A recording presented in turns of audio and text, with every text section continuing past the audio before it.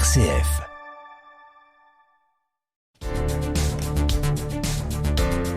L'invité politique, Thomas Cochebray.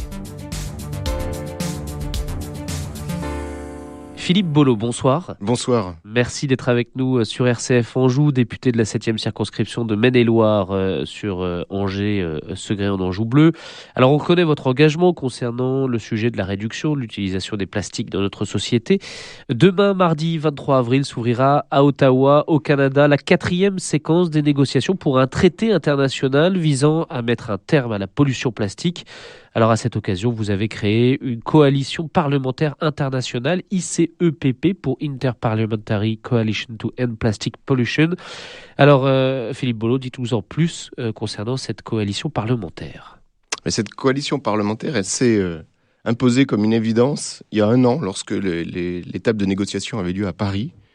Et lorsque nous avons rencontré des scientifiques qui étaient réunis en coalition, lorsque nous avons rencontré des représentants d'État, des négociateurs qui étaient réunis en coalition, et alors, nous sommes posé la question. Quand je dis nous, c'est avec la sénatrice avec laquelle j'ai engagé ces travaux depuis 2019 dans le cadre de l'Office parlementaire d'évaluation des choix scientifiques et technologiques. Donc nous nous sommes posé la question de se dire, si on réunissait nous-mêmes les parlementaires du monde entier, parce que en définitive, sur ce sujet-là, on se rend bien compte que les logiques françaises ne sont pas les logiques d'autres pays. C'est-à-dire que nous avons un certain rapport au plastique, il y a une certaine forme de société, d'organisation de notre société de consommation. Mais par exemple, on a un certain nombre de déchets qu'on ne valorise pas parce qu'ils ne sont pas suffisamment et n'ont pas assez de valeur pour nous, et donc on les envoie dans d'autres pays. Donc sur ces pays-là, où on exporte nos déchets, vous vous rendez compte que la logique n'est pas exactement la même. On n'a pas les mêmes infrastructures de traitement. Ici en France, comme individu, on prend nos plastiques, on les met dans la poubelle jaune, on sort le sac jaune qui est collecté par la collectivité, qui après fait l'objet d'une séparation, d'un tri. Certaines choses sont valorisées, d'autres pas. Ça, c'est spécifique aux pays les plus développés. Dans d'autres pays, c'est pas ça. Plus la consommation d'eau en bouteille n'est pas exactement la même dans certains pays que dans d'autres.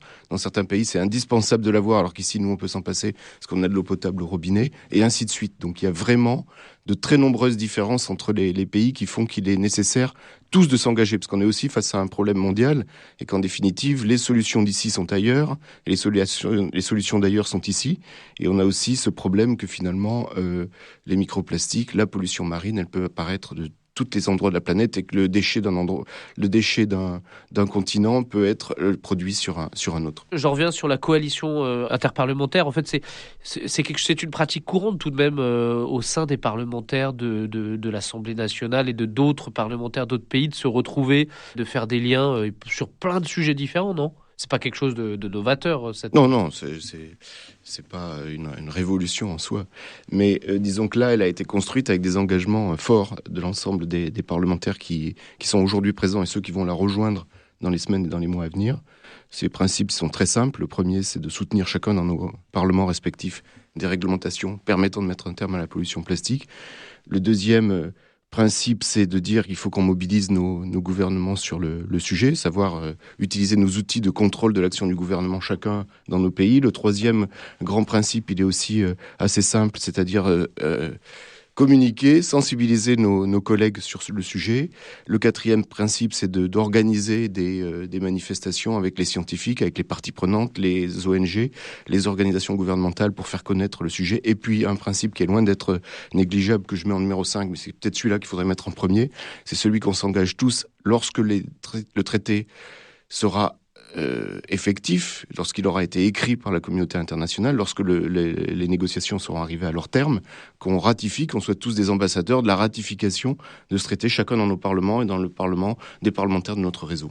Donc qu'est-ce qui va se passer demain, mardi 23 avril, à Ottawa, précisément ? Eh bien, c'est la 4e session, c'est-à-dire que les 170 pays, je crois, de la planète sont réunis pour avancer sur ce traité. Alors, on est à la 4e session, donc vous imaginez bien qu'on a déjà un brouillon de ce que va représenter ce traité.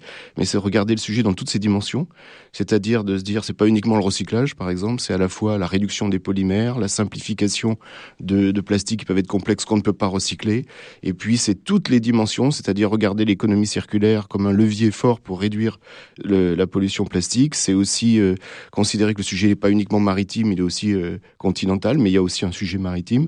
Et puis, c'est trouver les solutions pour avoir la meilleure coopération entre les parties, le financement, le suivi, l'évaluation. Donc, c'est un très gros document qui regarde, comme un traité international dans beaucoup d'autres domaines, qui regarde à traiter ce sujet global en tenant compte de toutes ces dimensions. Mais il ne sera pas encore signé demain. Non, il ne sera pas signé demain.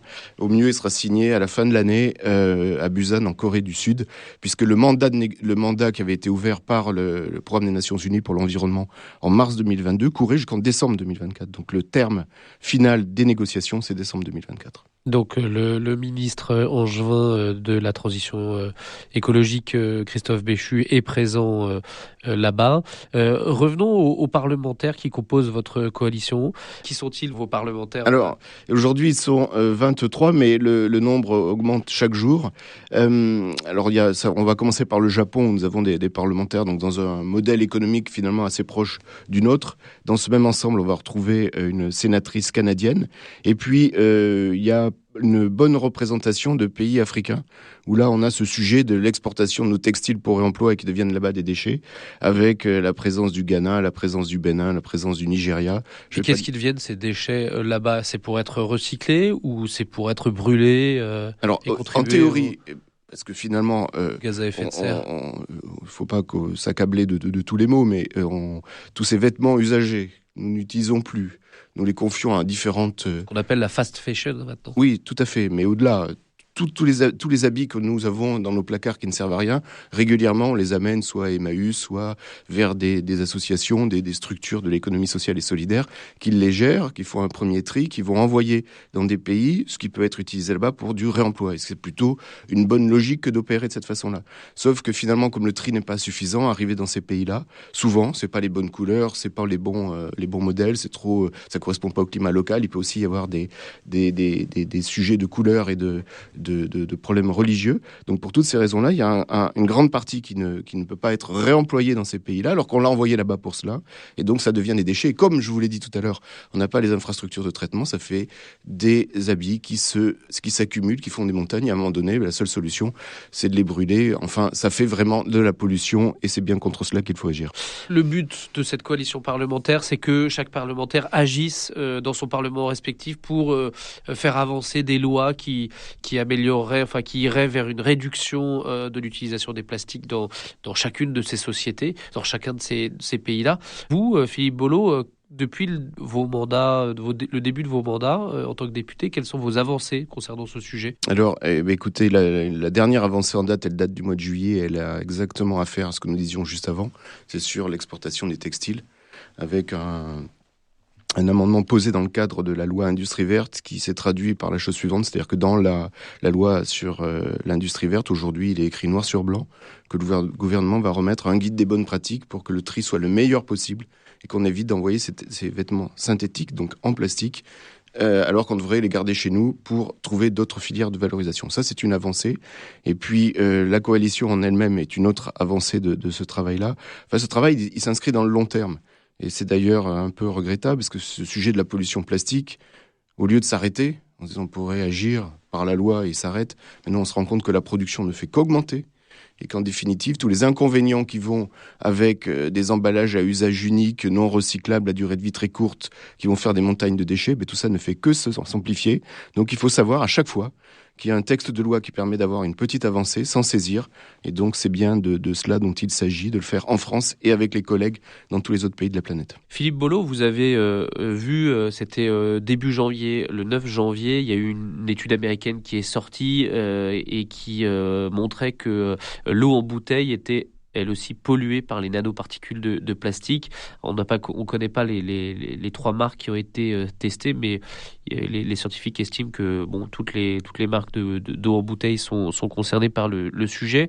On a pu voir aussi en 2021 des associations de défense de consommateurs de 13 pays européens, dont la France, ont déposé plainte à Bruxelles contre des fabricants de bouteilles en plastique, leur reprochant d'induire leur public en erreur concernant les possibilités de les recycler. C'est-à-dire qu'elles n'étaient pas 100% recyclables, comme pourtant elles le déclaraient. Donc on voit bien qu'on a un problème quand même avec les bouteilles en plastique. Est-ce qu'il faut aller vers la bouteille en verre et la consigne, le retour de la consigne ? C'est ça la solution ou pas ? La loi AGEC nous dit déjà qu'il faut qu'on réduise de 50% le nombre de bouteilles en plastique mises sur le marché. Et ce que vous venez de signaler est une mise en lumière de l'importance de la question. Alors que beaucoup de consommateurs se tournent vers l'eau en bouteille croyant qu'ils ont quelque chose d'une excellente qualité, on se rend compte au fur et à mesure des études qui peuvent sortir qu'il y a ce sujet des microplastiques, mais que récemment, il y a eu aussi des problèmes de qualité de l'eau.